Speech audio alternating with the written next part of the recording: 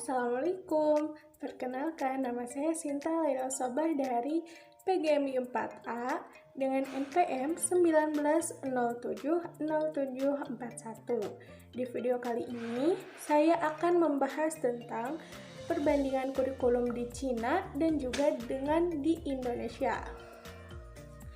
Yang pertama kali saya akan bahas yaitu mengenai kurikulum di Cina. Nah, Cina sendiri mempunyai nama resmi yaitu People's Republic of China.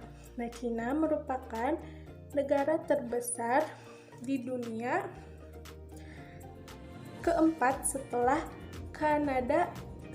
Rusia, Kanada, dan juga Amerika Serikat. Kurikulum pendidikan dasar di Cina yaitu terdiri dari bahasa Mandarin, pendidikan jasmani, musik, menggambar, IPA, IPS yang digabungkan dengan praktek. Pengetahuan umum mengenai politik dan moral yang ditekankan pada kecintaan tanah air, partai, dan anggotanya merupakan bagian dari kurikulum. Sistem pendidikan atau sistem pembelajaran di Cina menekankan pada penguasaan materi, konsep, dan penguasaan keterampilan. Siswa tidak dituntut untuk terlalu menghafal konsep atau materi, namun siswa diarahkan dan diajarkan untuk memahami dan mengalami suatu hal yang sedang dipelajarinya. Bahan belajar untuk SD, SMP, SMA, SMK, ataupun yang sederajat menggunakan jam pembelajaran setiap minggu, setiap semester dengan sistem tatap muka, penugasan terstruktur, dan kegiatan mandiri tidak terstruktur sesuai kebutuhan dan ciri khas masing-masing. Sistem penilaian di Cina juga berkaitan dengan sistem ujian. Sekolah dasar dan menengah melaksanakan 4 macam ujian, yaitu ujian semester, ujian tahunan, ujian akhir sekolah, dan ujian masuk SMP ataupun SMK. Nah, itu tadi perbandingan kurikulum di Cina. Dan yang kedua, selanjutnya, saya akan membahas tentang kurikulum di Indonesia. Indonesia disebut juga dengan Negara Kesatuan Republik Indonesia atau disingkat dengan NKRI. Nah, Indonesia adalah negara di Asia Tenggara yang dilintasi dengan garis khatulistiwa berada di antara daratan benua Asia dan Australia serta antara Samudra Pasifik dan juga Samudra Hindia. Indonesia adalah negara kepulauan terbesar di dunia. Sistem atau kurikulum di Indonesia yaitu menggunakan kurikulum 2013. Nah, kurikulum 2013 adalah kurikulum yang berlaku di Indonesia pada saat ini. Kurikulum ini merupakan kurikulum tetap yang diterapkan oleh pemerintah untuk menggantikan kurikulum 2006 atau yang disingkat dengan KTSP yang telah berlaku selama kurang 6 tahun. Kurikulum 2013 ini memiliki 4 aspek penilaian, yaitu 1. Aspek pengetahuan, yang kedua aspek keterampilan, yang ketiga aspek sikap, dan yang keempat yaitu aspek perilaku.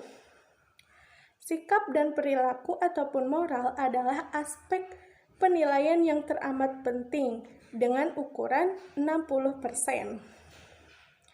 Pembelajaran tingkat SD pada kurikulum 2013 ini disajikan dengan menggunakan pendekatan tematik integratif, yaitu mata pelajaran yang kemudian disebut dengan muatan pelajaran. Terdiri dari pendidikan agama dan budi pekerti, yang kedua pendidikan Pancasila dan kewarganegaraan, yang ketiga yaitu matematika, yang keempat yaitu bahasa Indonesia, yang kelima yaitu IPA, yang keenam IPS, yang ketujuh seni budaya dan prakarya, yang kedelapan pendidikan jasmani dan kesehatan, yang kesembilan bahasa daerah. Semuanya dipadukan dalam satu buku yang disebut dengan buku tematik, kecuali mata pelajaran pendidikan agama dan budi pekerti dan mata pelajaran bahasa daerah. Penilaiannya yaitu untuk kompetensi pengetahuan dan kompetensi keterampilan menggunakan huruf dan angka dengan skala 1,00 yaitu D dan 4 sampai 4,00 yaitu A. Nah, itu tadi perbandingan kurikulum di Cina dan juga di Indonesia. Selanjutnya, ada fakta unik mengenai pendidikan di Cina yang berbeda dengan pendidikan di Indonesia. Apa saja? Yuk kita bahas. Yang pertama, yaitu pemanasan setiap pagi. Nah, jadi setiap pagi siswa di Cina diarahkan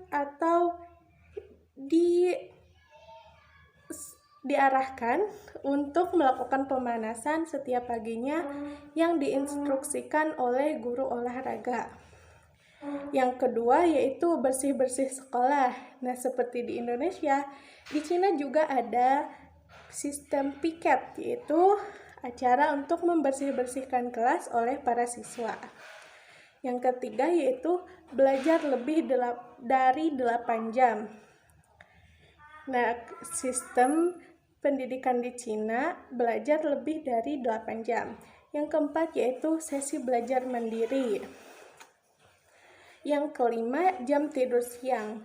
Nah, karena tadi belajar di Cina yaitu lebih dari 8 jam, maka setelah jam makan siang, siswa dibolehkan untuk tidur siang terlebih dahulu sebelum melanjutkan pembelajaran. Dan yang terakhir yaitu ada grafik ranking. Nah, jika di Indonesia, grafik ranking hanya diperlihatkan pada akhir semester atau akhir tahun. Nah, dengan di Cina, grafik ranking ditampilkan setiap harinya. Tujuannya untuk memotivasi para siswa agar semangat dalam pembelajaran.